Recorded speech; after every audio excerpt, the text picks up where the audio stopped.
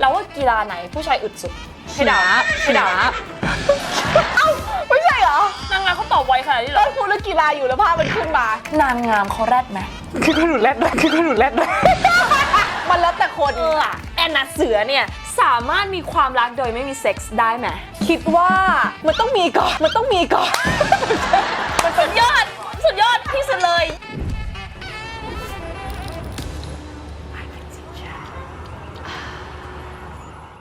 Hello and welcome to I Can Teach Her ยินดีต้อนรับแอนนาเสือค่ะ เฮ้ย energy เขาอะคุณแม่ ใช่ไหมเธอเป็นเสือแต่วันนี้ฉันเป็นอะไรที่มากกว่าเสือเพราะฉันเป็นสิงโต ก่อนที่จะเปิดอะพี่นิชาบอกว่าโอ้โหแบบเหนื่อยมากนี่เป็นเทปสุดท้ายแล้วฉันจะแบบโกโฮมแล้วก็คือ energy เหลือล้นจริงนะ สวยขนาดนี้ไม่รู้ว่าโดนนอกใจ โดน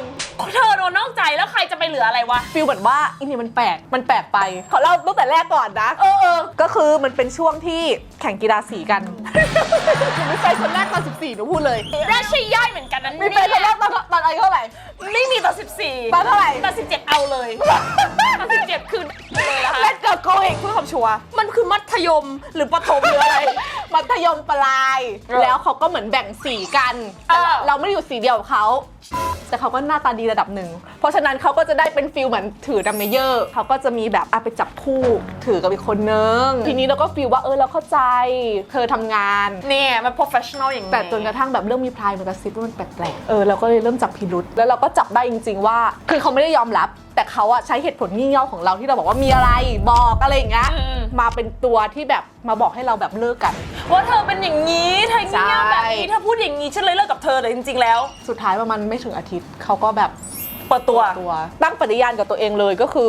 ผู้ชายเจ้าชู้คือเซโนเลย เรียนรู้เร็วนะ เรียนรู้เร็ว เพราะบางคนน่ะต้องโดนสวมขาวสักสาวสังรอบให้มันแบบว่าเข็ดจริงๆอย่างเงี้ยยูคือแบบไฮสคูลคือจบเลย เจ็บแล้วทนคือคนเจ็บแล้วอะไรวะเจ็บแล้ว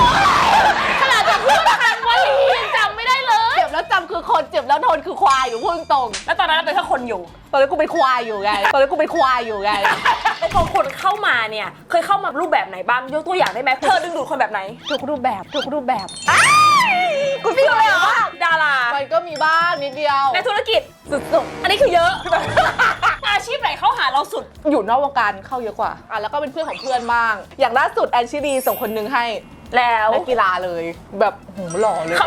าชอบสายกีฬา ใช่ แล้วเราชอบสายกีฬาปะ อาชีพไหนเราไม่ติดขอแค่แบบเขาเลี้ยงดูตัวเองได้อะไรอย่างงี้ อืม แต่รู้สึกว่าเสียอย่างเดียว เสียเดียว ภาษาจริงๆไม่ขี้เกียจคุยอ่ะ ไม่ได้คุยภาษาไทยใช่ไหม ใช่เขาเป็นคนต่างชาติ จะอยากไปฝึกภาษาเพื่อจะแบบคอนเน็ชันกับผู้ชายไหม หนูรู้สึกว่าถ้าผู้ชายรักหนูจริงก็ต้องพยายามฝึกภาษาไทย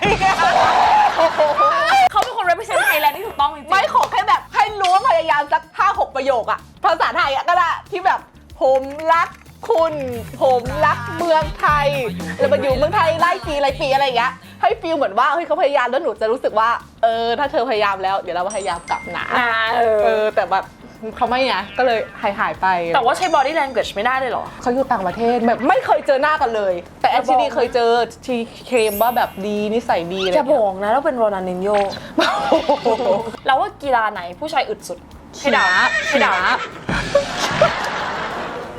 เอ้าไม่ใช่เหรอ นางงามเขาตอบไวขนาดนี้เหร ต้ อน พูดเรื่องกีฬาอยู่แล้วภาพมันขึ้นมา ฉันไม่รู้อะไรมาฉันเคยขี่ม้าทุกคนขี่ม้ามันไม่อยู่นิ่งๆนะมันต้องทำอย่างนี้มันต้องนิดนึง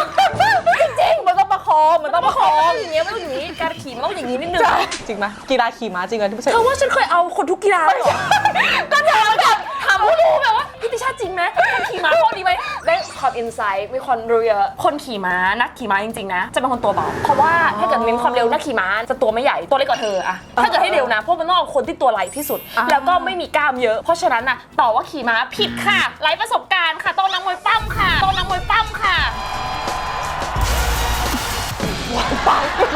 าคนแบบนักมวยอย่างเงี้ยอันนี้คือแบบเอาจริงๆนะถ้าเกิดนักมวยเดินมาใช่แบบอู้ จริงเหรออย่างพี่โมขาวอย่างนี้คือใช่เลยเหรอ โซเซ็กซี่เรื่องเพศเราจะเข้ายังไงรู้ไหมกับการที่มันมีนางงามเราจะถามคำถามนางงามคุณคิดยังไงกับประโยค เวทีไหนเนี่ย คุณคิดยังไงกับประโยคที่ว่าการสอนเรื่องเพศคือการชี้โพรงให้กระรอกตอบค่ะ30 วิ10 วิสุดท้าย ถ้าการรอกไม่เข้าโพรงแล้วจะให้การรอกออกทุ่งหญ้าหรือไงคะนี่นะ เข้าใจไหมประเทศเราไม่ค่อยสอนเรื่องนี้ เธอมีความรู้เรื่องเซ็กไหม แทบจะน้อยมากสื่อการเรียนการสอนในห้องเรียนคือแบบไม่ค่อยแตะเท่าไหร่ แต่ถ้าเป็นสื่อที่เป็นเทปวิดีโออย่างเงี้ยมันก็จะมีบ้างอะไรอย่างงี้กับพิธีชาติที่เรียนนานาชาติเขาเน้นไหม เน้นเลย จริงมึงใส่ตาปือบ้าง เน้นเลย แต่ส่วนใหญ่ เน้นเองดูเองคือเขาสอนเบสิกที่มันเป็นความรู้แต่ว่าอะไรอย่างอื่นเราไปลองเองเอาแปลว่าแอนนาคิดว่าอันนี้ไม่ได้เป็นการชี้โพงให้กระรอกเนาะมันเป็นการให้ความรู้กัน ให้ความรู้ทุกคน ปกติอะไอเพศศึกษามันมีใช่ไหมแต่เขาจะสอนว่าอันนี้เรียกว่าองคชาตอันนี้เรียกว่านี้คือมันจำไม่ค่อยได้ อาจจะมีโฮมรูมนิดนึงหรือเปล่าที่สอนแบบที่มันใช้ชีวิตจริงได้ว่ากรณียาคุมมีอะไรบ้างมีแบบนี้นะคือเอาเรื่องที่มันจำได้เช่นถุงยางใส่แบบนี้ต้องดูยังไงว่ามันไม่เลอะไหมว่ามันไม่โดนเจาะรูอะไรเงี้ยอันนี้แอนนาพูดในฐานะของอีกสิ่งหนึ่งในการที่เป็นกฎหมายที่ก็ถกเถียงกันอยู่การทำแท้งเสรีอาจจะเป็นหนึ่งสิ่งที่แบบให้ความรู้ลงไปว่าแบบในฐานะที่แบบเรากลายเป็นคนที่ไม่พร้อมจริงๆเราเห็นด้วยไหมกับการทำแท้งเสรีให้เด็กได้มีการแสดงความคิดเห็นเผื่อวันหนึ่งเขาแบบเกิดท้องไม่พร้อมในวัยเรียนขึ้นมาจริงๆเขาจะได้ตัดสินใจได้ว่าแบบควรจะจัดการตัวเองยังไง Fun fact ในปัจจุบันเมืองไทยมี 5 กรณีที่กฎหมายอนุญาตสามารถให้ทำแท้งได้แก่ 1. หญิงตั้งครรภ์ที่มีความเสี่ยงต่อสุขภาพกายหรือจิตใจ 2. ทารกที่คลอดออกมาและมีความเสี่ยงอย่างมากที่จะพิการ 3. หญิงตั้งครรภ์จากการกระทำความผิดเกี่ยวกับเพศ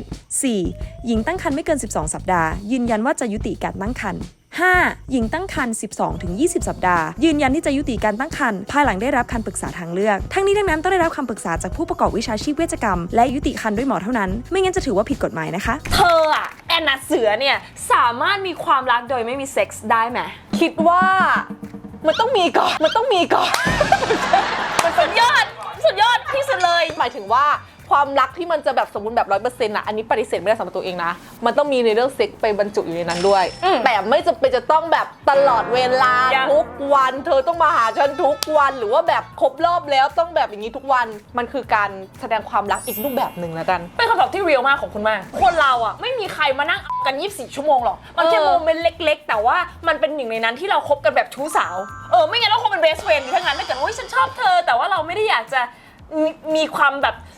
แบบเซ็กชวลเลยอย่างเงี้ยมันก็จะอีกเวย์อย่างเงี้ยก็เป็นเพื่อนกันได้ในช่วงหนึ่งที่แอนนาเคยโดน social harassment ช่วยเล่ามาหน่อยว่า social harassment ที่อยู่โดนอ่ะมันเป็นยังไงบ้างการเป็นผู้หญิงอ่ะบางครั้งเราก็อยากจะโชว์ความอะไรบางอย่างที่มันแสดงความมั่นใจอ่ะมันไม่ได้แปลว่าเราอยากจะให้คุณมาฟีลว่าแบบอะไรอย่างนี้นะก็กูสวยแบบนี้แต่พอลงไปมันก็จะมีคนบางคนที่แบบไม่ได้เก็ตฟีลความมั่นใจของเราแต่เอาสิ่งนั้นอะมาเป็นสิ่งที่แบบตอบสนองความต้องการของตัวเองอย่างเช่นแบบโหนมใหญ่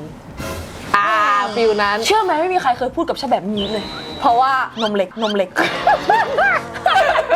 แต่ก่อนคือแบบเม้นมาได้เลยแล้วก็จะนั่งลบบ้างนั่งบล็อกบ้างรู้สึกเฟลไหมเหมือนกับพอเขามาโฟกัสแบบแล้วทำให้เราดูเป็นอ็อบเจกต์อะเฟลแล้วก็คือมีช่วงหนึ่งที่บอกผู้จัดการว่าแบบแม่เลือกชุดให้หนูแบบไม่โปได้ไหมเอาฟิลเหมือนปิดเยอะๆได้ไหมอะไรอย่างเงี้ยแต่ว่าพอย้อนแบบเหมือนโตขึ้นมาได้อีกสเต็ปนึงอะโอ้โหกูเหนื่อยแค่ไหนในการคุมอาหารออกกำลังกายฟิลเหมือนว่าอยากจะให้ LS อย่างเงี้ยแล้วกูมานั่งใส่ชุดปิดๆอะเพื่อหลังๆมาเวลามีคนเม้นตอบกลับเลยหนูอัดคลิปเลยใน TikTok หนูพูดเลยว่าแบบนี่มันแบบปี 2025 แล้วอะฟีลว่าแบบคิดอะไรอยู่อะคือกูมั่นใจแบบเนี้ยแล้วมึงเป็นอะไรอะแต่ว่าในคลิปไม่ได้แรงขนาดนี้นะคะแต่ฟีลเหมือนว่าพูดให้เขารู้ว่าแบบสุดท้ายอะสิ่งที่มึงพูดออกไปอะคือกูอะโอเคตอนนี้กูไฟล์แล้วไม่เป็นไรแล้วแต่ว่าหลายๆคนที่แบบโดนอะบางคนมันดาวเหมือนเราที่เขาเคยโดนอะสุดท้ายแบบพิมพ์อะไรอะคิดก่อนอยากรู้ฟีลแบบพี่โชว์น้องน้ำของเราตอนเราวัยเด็กอะเรามีความรักยังไงบ้างมีคือตอนนั้นน่ะสิ่งที่ว่ารักกับพี่ติชามันมาตอนหนูอยู่ม.1 แล้วน้องน้ำตอนนั้นก็อยู่ม.1 ไงรักพี่โชนตอนม.4แล้วเราอยู่ม.1 พอดีมันก็กลายเป็นว่าเราก็เห็นเพื่อนคนหนึ่งมันก็ไปแอบชอบรุ่นพี่ม.4 กูรู้เลยอีเนี่ยมึงฟิลอยากได้พี่โชนแบบน้องน้ำแน่นอนแต่เราเห็นมันอินเลิฟเนี่ยเวลาแบบเดินผ่านห้องเรียนก็จะฟิลเขินเดินไปโรงอาหารก็จะฟิลเขินก็อยากมีบ้างก็เลยไปแอบชอบเพื่อนของไอคนที่มันชอบอีกคนหนึ่งอ่ะก็ฟิลเหมือนเราก็เดินไปกับเพื่อนเขินก็เขินด้วยกันอะไรอย่างเงี้ยตั้งแต่ม.1 ถึงม.2 ม.3 อ่ะคือชอบคนเดียวมาโดยตลอดทั้งหนูทั้งมันเลยแต่กลายเป็นว่าคนที่ประสบความสำเร็จอ่ะคือหนูครับแล้วคือแบบเอาตรงว่าอันนี้หนูพูดตรงนะคือกูไม่ได้ชอบจริงตั้งแต่ม.1 ไงม.1 ก็อยากมีฟีลแบบเหมือนคนนั้นคือมารู้ตัวเองตอนที่แบบฟีลเหมือนเขาเริ่มชอบเราแล้วอะแล้วเราฟีลว่าแบบเหมือนเราโตขึ้นด้วยในความสัมพันธ์เราเพิ่งมารู้ว่าความรักความชอบมันคืออะไรอะจนสุดท้ายเขาขึ้นมหาลัยจริงๆแล้วเราอยู่ม.4 ก็เริ่มคบกัน แล้ว แอบชอบมา3 ปี แต่ แต่คบกันได้แค่8 เดือนก็เลิกเพราะว่าหนูไม่ได้ชอบเขาจริงๆ นี่คืออยากแค่ได้แค่ฟีลเฉย อยากได้แค่ฟีลก็เลยมารู้ว่าแบบอ๋อมันเป็นอย่างนี้แต่เขาก็เป็นแฟนคนแรกของหนูนะเรารู้ว่าแฟนจริงๆมันคืออะไรเรารู้ว่าสุดท้ายถ้าเราจะคบใครสักคนหนึ่งมันไม่ใช่แค่แบบอยากคบเพราะว่าเรามีความสัมพันธ์ที่แบบเราเหมือนจะชอบเธอนะมันคือต้องเรียกว่าแบบฉันชอบเธอจริงๆอะไรอย่างเงี้ยเพราะงั้นมันเสียเวลาทั้งเขาทั้งเราในอนาคตอะถ้าเราจะมีแฟนจริงๆอะพี่ติชาอยากเจอคนที่แบบเขาเหมือนว่าเป็นครอบครัวมองระยะไกลไปแล้วอะถ้าจะเปิดตัวหรืออะไรอย่างเงี้ยก็คือเป็นคนที่แบบหวังแต่งจริงๆอยากจะรู้ว่าพอเรามีชื่อเสียงแล้วคนเข้ามาเราต้องระวังกว่าเดิมไหมคือณตอนเนี้ยเอาตรงๆว่าทุกคนที่เข้ามาหาหนูอะหนูจะคิดแบบนี้หมดเลยไม่รู้คิดถูกหรือผิดปะ แต่มันก็ระแวงอะสิ แต่คือไม่ได้หมายความว่าเขาจะเอาผลประโยชน์จากเราในเรื่องความดังนะเพราะเราก็ไม่ได้ดังอะไรระเบิดระเบ้อแต่เป็นฟีลเหมือนว่าเรารู้ว่าเขาเข้ามาเพราะว่าแบบข้างนอกของเราอะเขายังไม่รู้จักเราคือหนูจะไม่ หรือว่าเขารู้จักเราแล้วเขาเห็นในตลกแล้วเขาเข้ามาเดิมไม่คือตลกอยากรู้ว่าตลกแล้วผู้ชายเข้ามากกว่าเดิมกับตอนไม่ตลกไหมอยากรู้ดิ ผู้ชายกลัวไงผู้ชายกลัวไง จริงเหรอผู้ชายหญิงว่าแล้วผู้ชายไม่ไหนผู้ชายมีอย่างกูมาเลยเห็นว่ามันมีคำสอนหนึ่งจากพี่คริสไหนไม่ใช่ Jesus Christ คริสบอกว่าเจอเป็นแบบคลิปแบบสั้นๆอะไรอย่างเงี้ยแบบช็อตวิดีโอเขาพูดเลยว่าแบบเขาพูดว่าอะไรว่ากูลืมถ้าอยากจะโตขึ้นในเรื่องของความรักอะไปลองรักใครให้แบบสุดๆสักครั้งหนึ่งให้อกหักสุดๆสักครั้งหนึ่งแล้วจะรู้เลยว่าแบบวันที่เราจะต้องเลือกมีความรักใหม่ครั้งใหม่อะมันจะแบบดีกว่าตัวเรายังไงอะไรเงี้ยดีกว่าคนก่อนยังไงเราต้องรักตัวเองมากขึ้นยังไงอะไรอย่างเงี้ยซึ่งหนูผ่านมาแล้วหนูรู้สึกว่าแบบณตอนนี้ทุกอย่าง it's okay จริงๆนะที่เห็นด้วยกับพี่คริสตรงนี้นะเพราะว่าบางอย่างอะแม่งต่อให้เพื่อนมาบอกกันแบบเป็น10 คนไม่มีใครสอนเราได้มันไม่รู้สึกเองอะถ้าเกิดรักไปให้สุดอย่างน้อยเราเต็มที่แล้วเรารู้สึกหมดเลยเราได้รู้ว่าครั้งหน้าเราจะควรทำตัวให้ยังไงให้มันดีขึ้นเจอรักยังไงให้มากขึ้นแอนนา really แอนน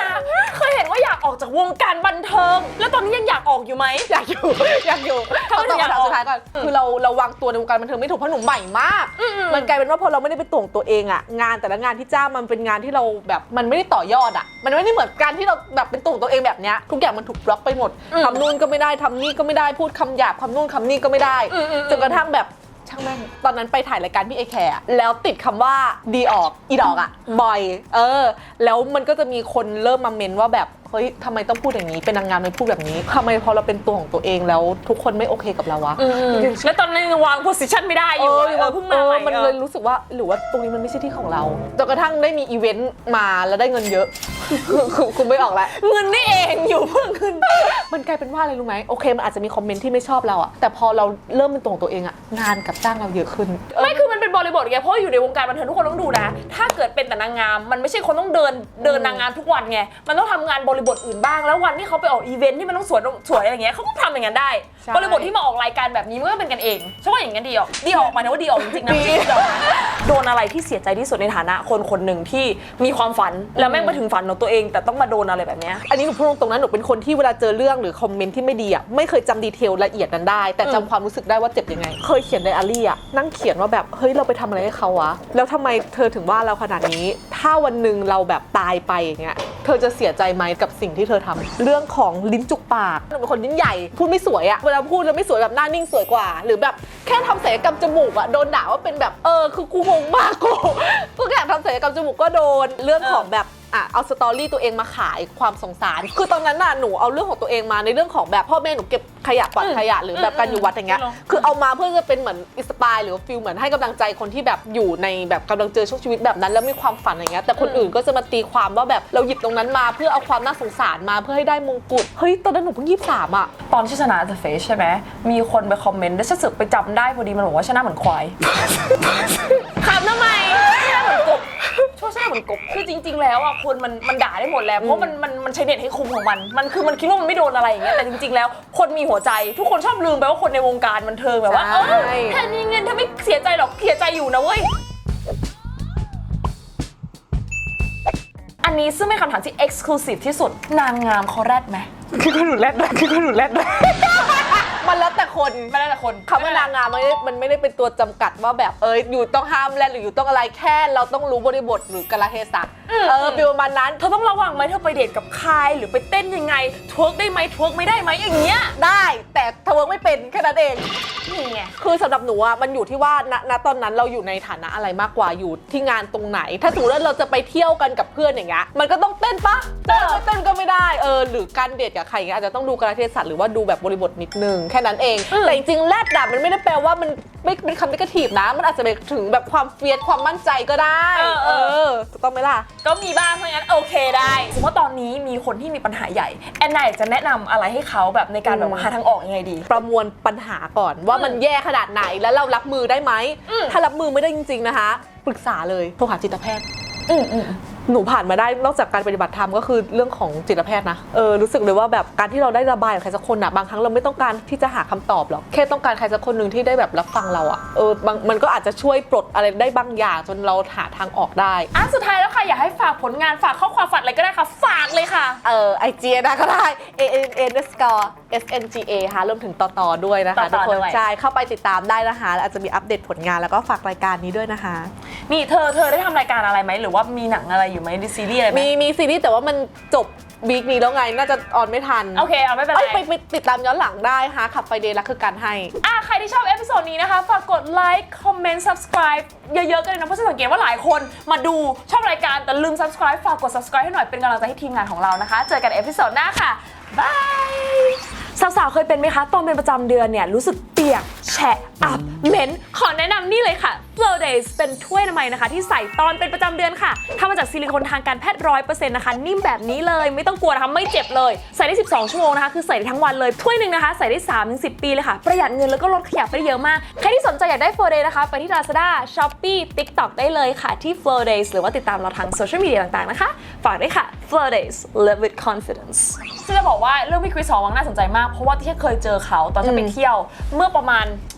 8 ปีที่แล้วมั้งที่เจอพี่คริสหอวังไม่รู้คุยอะไรกับเขาว่าโอ้ยมีคนเหมือนกับจะมาแบบจับแฟนหนูเลยฉันบอกเขาเหมือนกับว่ามีคนมาสนใจเพราะเดินไปในคลับบางทีผู้หญิงจับมือแฟนอย่างเงี้ยคือเดินผ่าน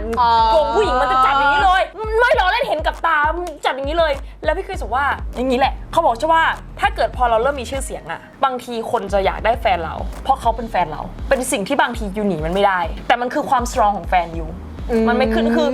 อะไรเงี้ยเขาก็คือเขาแล้วเขาพูดกันในคลับเป็นโมเมนต์ที่มันเรียลมากอะทุกคนก็วัดกันไปเลยเรื่องอย่างเงี้ยยูไปคอนโทรลไม่ได้บางอย่างคอนโทรลไม่ได้ว่าคนอื่นจะคนนอกจะเข้ามาหาแฟนเราไหมแต่คนที่สตรองควรจะเป็นแฟนเราเพราะเขาอะกับเรามีสัญญากันเนี่ยเขากับเราตกลงกันอีผู้หญิงข้างนอกไม่ได้มาตกลงกับเราอย่างเงี้ยมันเกิดขึ้นได้บางอย่างคอนโทรลไม่ได้นะมันเป็นอย่างนี้แหละตอนนี้แฟนยูคนนั้นเลิกไปแล้วแต่ว่าไม่ใช่ปัญหานี้นะไม่ใช่ปัญหานี้แต่แค่บอกว่าเฮ้ยมันเป็นอะไรที่ไม่พี่คริสดูแบบเรียลอะ